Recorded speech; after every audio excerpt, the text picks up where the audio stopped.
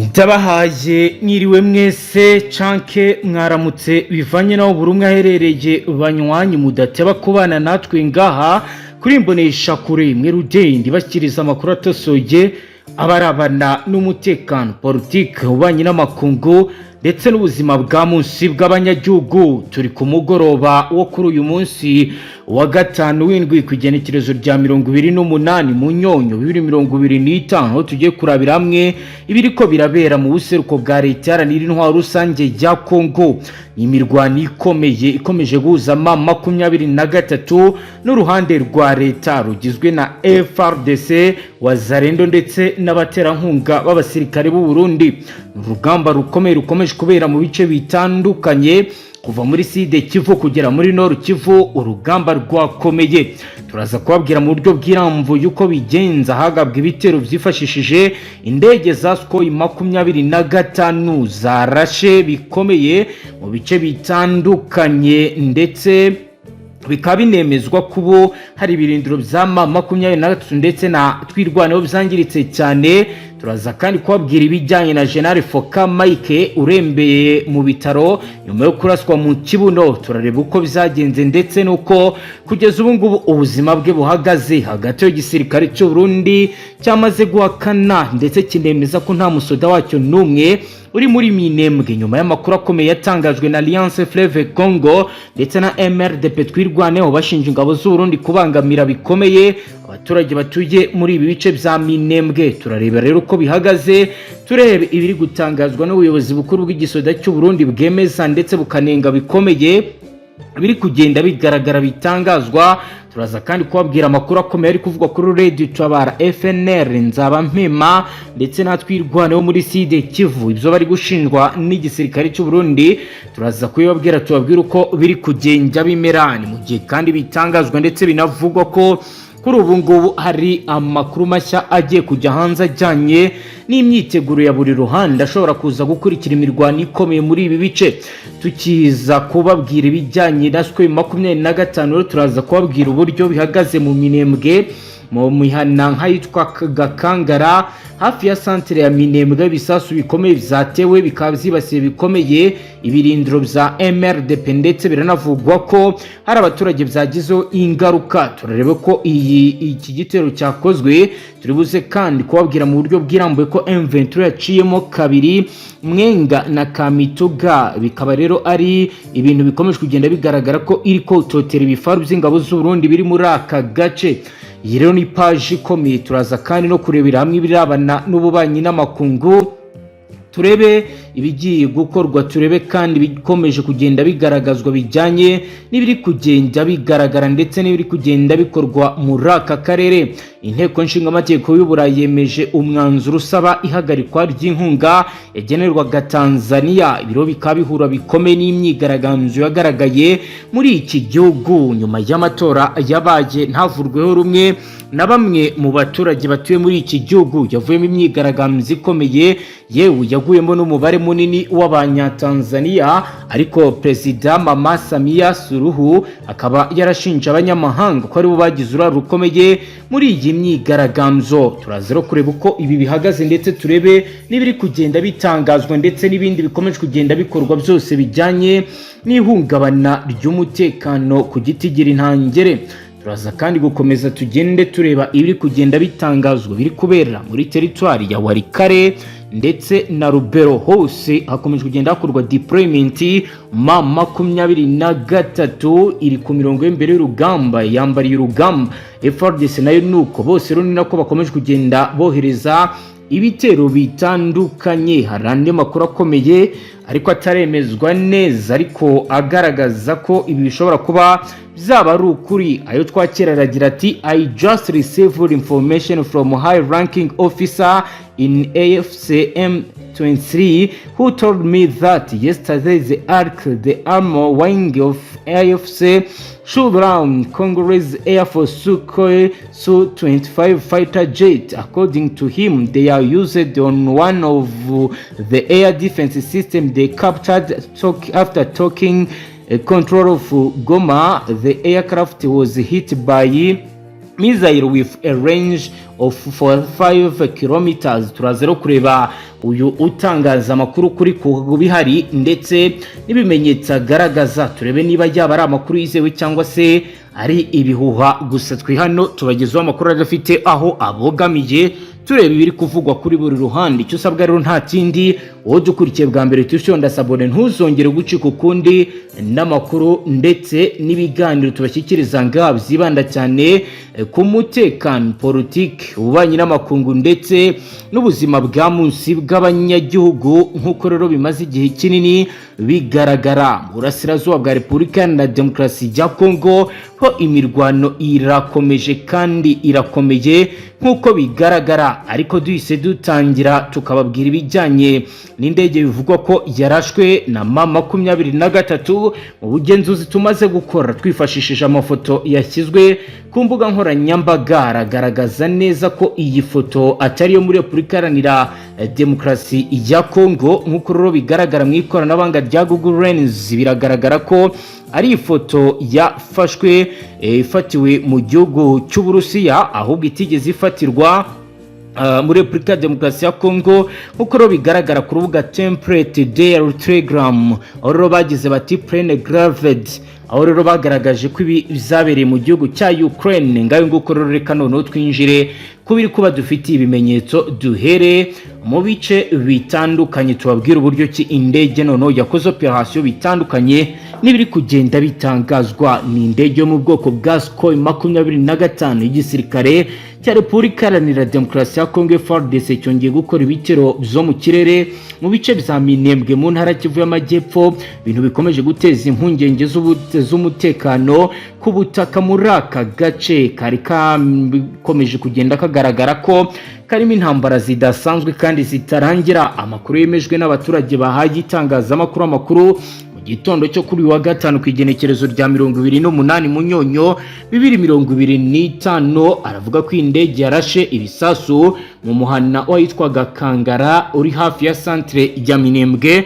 nk'uko amakuru ahari ariko aragenda bigaragaza. Nubwo ibisasu byaguye hafi y'aho hantu atuye abaturage bemeza ko ntacyo byahitanye ndetse nta nubwo byigeze byangiza byinshi nk'uko babivuga. Umwe rero mu baturage wari uri hafi y'ibisasu byaguye yagize ati ubundi Sukhoi 25 irashe ahitwa Kangara ariko ifasha ubusa. Kugeza ubu amakuru ari gutangazwa ku mugaragaro n'ubuyobozi bw'igisirikare cyangwa n'abayobozi b'umutwe twirwaneho ugenzura ibice ku byerekeye icyo gitero cyari kigamije kuba cyakangiza ibirindiro byabo. Ibitero bikaba bibaye mu gihe vuba aha FARDC yari yateye ibindi bisasu byinshi ahitwa Rwitsankuku ndetse no mu Mikenke, aho abaturage 4 b'abanyamurenge bakomerekeye ahangaha. Amashyirahamwe yigenga n'aharanira uburenganzira bwa muntu akomeje kugaragaza impungenge z'ikoreshwa ry'indege z'intambara mu duce dutuwe n'abasivili, ibintu bikomeza kongera ubwoba mu baturage bamaze imyaka myinshi bari mu bibazo by'intambara. Umutwe wa twirwaneho ugenzura ibice bakunze kuvuga ko uzakomeza kurinda umutekano w'abaturage kandi ugakomeza gufata ingamba zigezweho. Zose rero nibikomeje kugenda bibamo imirwano ikomeye, bigatuma abaturage benshi bahazinga utwabo, bakaba bakomeje kugenda bahunga bajya mu bindi bice bisa naho birimo umutekano ugereranyije n'aha bari basanzwe batuye hamaze guhinduka isibaniro ry'imirwano, nk'uko rero benshi bakomeje kugenda babigaragaza kandi bakagaragaza n'ibimenyetso by'uko ibintu biri kugenda biba bibi cyane, aho abaturage batabaza bakavuga ko babangamiwe ndetse bagorwa n'imibero ya buri munsi bitewe n'ibitero bikomeje kugenda byibasira imihana basanzwe batuyemo. Dukomeje page amakuru yacu, reka rero tubabwire ko AFC yafasha agace ka Karambi, Wazalendo n'ingabo z'u Burundi nazo zirabarasa bikomeye cyane mu burasirazuba bwa Repubulika Iharanira Demokarasi ya Kongo. Umutwe wa AFC ukomeje kwigarurira ibice mu buryo budasanzwe kuko wafasha agace ka Karambi kabiri ibirometero 5 uvuye mu mujyi wa Mwenga mu ntara Kivu y'Amajyepfo. Iyi ni intambwe nshya y'ingenzi uyu mutwe uteye mu rugamba rumaze igihe ruyihanganisha n'ingabo za leta ya Kongo hamwe n'ingabo z'u Burundi, nk'uko rero bigaragara. Amakuru yemejwe n'inzego z'ibanze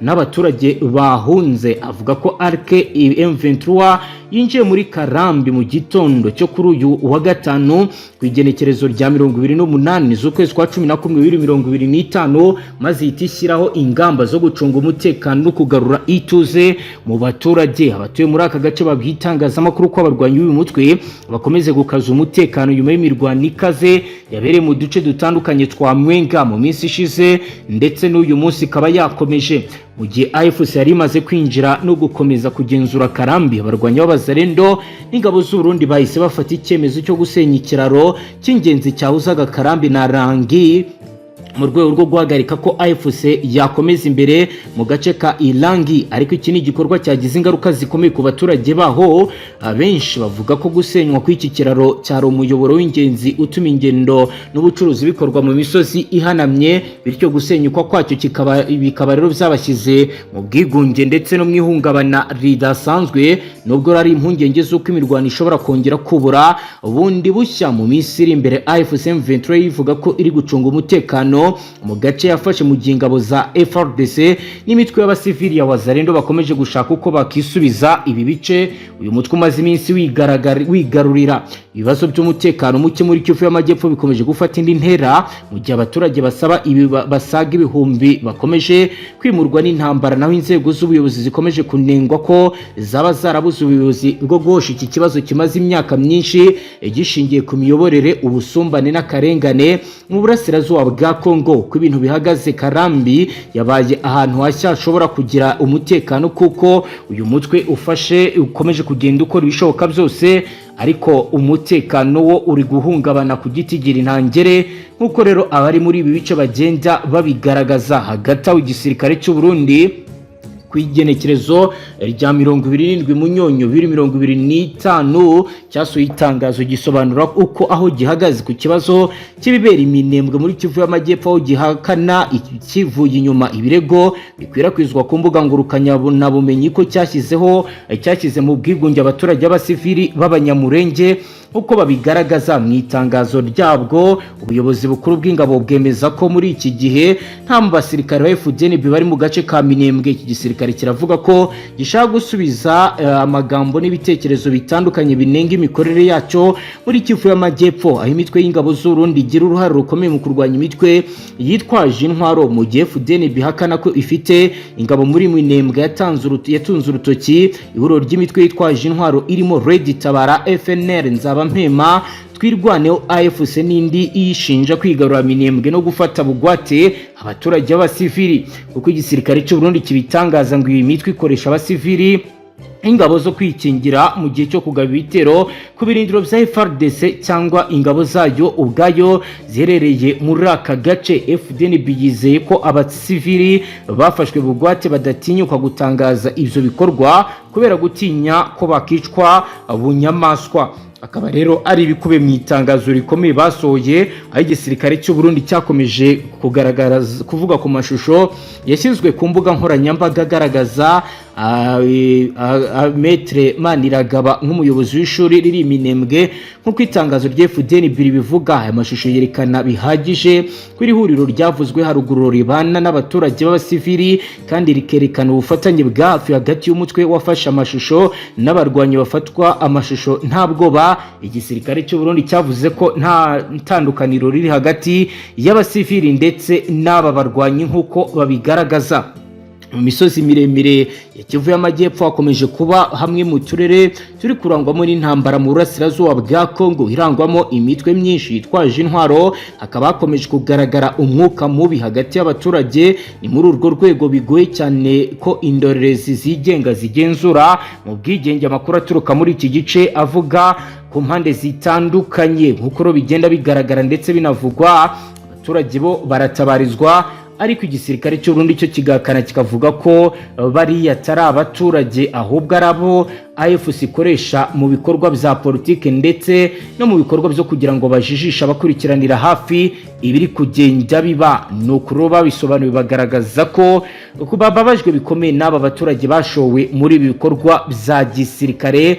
Nkuko rero AFC ndetse yagiye itabaza kenshi, ariko kuri ubu bigatangazwa ndetse bikanemezwa ko ibi byose bivugwa atari ukuri, nkuko aba bo ku ruhande abo ku ruhande rwa Fdnb bariko barabitangaza. Hagati aho andi makuru akomeye akomeje kugenda avugwa nagaragaza ibijyanye na General Foka Mike urembeye mu bitaro nyuma yo kuraswa mu kibuno. Amakuru agera mu itangazamakuru yemeza ko umwe mu bazarendo bazwi mu ntara Kivu y'Amajyepfo muri teritwari ya Walungu witwa Albert Kahasha Maharo uzwi ku izina rya General Foka Mike yarashwe n'ingabo za M23 mu mirwano itari yoroshye yabereye muri Kirungutwe. Kuri ubu akaba aremze cyane bikomeye. Amakuru ari guturuka ku rubuga rw'imirwano ravuga ko General Foka Mike aremze nyuma yo kuraswa mu kibuno no mu mbavu. Foka Mike yavuze ko agomba kurira Noheri mu mujyi wa Bukavu amaze kwirukana M23 mu bice yari irimo.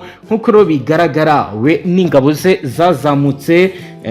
zamanutse bari kumwe n'ihuriro ry'ingabo za leta rigizwe n'ingabo z'u Burundi Wazarendo ndetse na FARDC bagombaga gutangira M23 itinjira muri Mwenga Shabonda no mu bindi bice mu mirwano yabaye ijoro n'amanywa hafi igihe kingana n'icyumweru zarangiye M23 ibakubise inshuro ndetse bikaba zarangiye M23 isa niba afite ndetse irasaba afite amapeta akomeye muri iki gikundi itababariye na bato barimo bamwe birukanse kugeza ubu umujyi wa Mwenga na Kamituga bikaba rero biri gusatirwa bikomeye na M23. Inkuru yiraswa rya Foka Mike yatumye abazarendo muri Walungu na Mwenga bari kuba yabangira ingata bagahunga berekeza mu mujyi wa Kamituga no mu mashyamba atandukanye kubera umuriro w'ibikomeje kugenda bigaragara by'umwihariko ibyo baboneye Kirungutwe. General Foka Mike yahoze mu gisirikare cya leta ya Kongo, yabaye umudepite ku rwego rw'igihugu n'intara Kivu y'Amajyepfo ndetse akaba yarashinze umutwe w'aba Mayimayi Mududu yakoreraga muri Walungu. Urugamba rukomeye rurakaze ukomeje kugenda rubakura mu bice bari barimo. Bamwe bari kuzinga bagahunga, abandi bakomeje kugenda batabaza ndetse bagasaba ko hagira igikorwa kugira ngo bahabwe umusada kuko bavuga ko urugamba rwamaze gukomera. Kugeza ubu biravugwa kandi biremezwa ko akomeje kugenda hagaragara benshi mu bazarendo bari kugaragaza uburyo ki ibikoresho biri kugenda bibiyanga ku mirongo imbere y'urugamba, bakabigaragaza nk'ibiri gutuma ibintu bitagenda neza, nk'ibiri gutuma babasha kuba batsindwa bizato na hato. Byose rero ni ibikomeje kugenda bivugwa kandi biba mu gihe muri aka karere n'ubundi hungabana ry'umutekano ryo rikomeje kandi rikomeye nk'uko rero benshi bari kugenda babivuga. Ni mu nyemerere tujye muri Repubulika Yunze Ubumwe ya Tanzania tubabwire ibiri gutangazwa bijyanye n'ibiri kubera muri iki gihugu. Amakuru ndetse n'umwanzuro usaba wa European guhagarika inkunga y'amafaranga yatangagwa kuri iyi leta wafashwe ushingiye ku bwicanyi bwakurikiye amatora no guhohotera uburenganzira bwa muntu yabaye hirya no hino mu gihugu cya Tanzania. Mu yindi myanzuro yafashwe, abadepite b'inteko y'Uburayi basabye komisiyo guhagarika amafaranga yaragenewe gahunda y'ibikorwa bya European Union muri 2025 muri iki gihugu. Abagize inteko bamaganye icyo bise ikoreshwa ry'imbaraga z'umurengera n'amasasu mu guhangana n'ababigaragambya nyuma y'amatora yo mu kwezi kwa 10 2025 bivugwa ko byahitanye abantu amagana abandi bagakomereka. Perezida Samia Suluhu yatangaje ko yatsinze amatora ku majwi 98%, ariko batavuga rumwe n'ubutegetsi babyita guha inkwenene gusebya demokrasi. Inteko y'ubumwe bw'Uburayi irasaba ubuyobozi bwa Tanzania gufungura ibiganiro vya politike n'abatavuga rumwe n'ubutegetsi, imiryango ya societe civile n'abahagarariye abahohotewe mu rwego rwo gukemura ibi bibazo no gutegura ayandi matora anyuze mu mucyo. Uko bigaragara, abadepite kandi banenze ifungwa ry'abanyapolitike mu buryo butanyuze mu mucyo, aho bavuga ko kuri Tundu Lissu, umuyobozi w'ishyaka ritavuga rumwe n'ubutegetsi, uregwa icyaha cyo guhungabanya umutekano w'igihugu, icyaha giteganywa n'igihano cy'urupfu mu gihe cya Muhama. Basabye ubutegetsi bwa Tanzania kuri uwo muyobozi ndetse hagakurwaho igihano cy'urupfu. Ni mu gihe kandi kugeza ubu ngubu rero byanasabye ko hakorwa iperereza ryigenga kandi ritabogamye ku bwicanyi ndetse n'abashimuswe n'abandi bagiye baburirwa irengero, iyicarubozo ndetse n'ibyaha. Bavuga ko iryo perereza rigomba gukorwa na komisiyo nyafurika ishinzwe ubugenzuzi. Amashyaka atavuga rumwe n'ubutegetsi n'imiryango iharanira uburenganzira bwa muntu iravuga ko inteko z'umutekano zishe abigaragambya magana kandi zigakuraho imirambo y'abapfuye zikayijyana ahantu hatazwi. Leta ya Tanzania ntiratangaza umubare wa nyawo w'abapfuye, ariko Perezida Samia Suluhu aherutse gushyiraho komisiyo yigenga ishinzwe gukora iperereza ku byabaye. Ambasade ya Tanzania mu Bubiligi ibinyujije mu ibaruwa ya diplomasi yo kwigenekerezo rya 25 Munyonyo yagaragaje impungenge zikomeye ku myanzuro y'inteko nshingamategeko y'Uburayi wo kwiga kwishwa ry'abantu ryakurikiye amatora n'ihohoterwa ry'uburenganzira bwa muntu, harimo n'urubanza rwa Tundu Lissu, umunyapolitiki utavuga rumwe n'ubutegetsi. Leta ya Tanzania ivuga ko iki cyemezo cyafashwe hatabaye guhabwa umwanya wo gutanga ibisobanuro ku kugaragaza ukuri, ibintu avuga ko binyuranyije n'amahame y'ubutabera ndetse n'ibiganiro. Tanzania yavuze ko gufata icyemezo kwa European Union hashingiwe ku makuru ataragenzuwe neza kandi ashingiye ku ruhande rumwe bishobora kwangiza ubufatanye bwari bumaze igihe hagati ya Tanzania n'ibihugu by'ibinyamuryango bya European Union. Reka dusoreze ngaha tubashyikiriza amakuru atosoye abarabana n'umutekano, politiki, ububanyi n'amakungu ndetse n'ubuzima bwa munsi bw'abanyagihugu. Dukurikiye bwa mbere itutonda sabone, ntuzongere gucika ukundira amakuru ndetse n'ibiganiro tubashyikiriza ngaha. Astra Vista.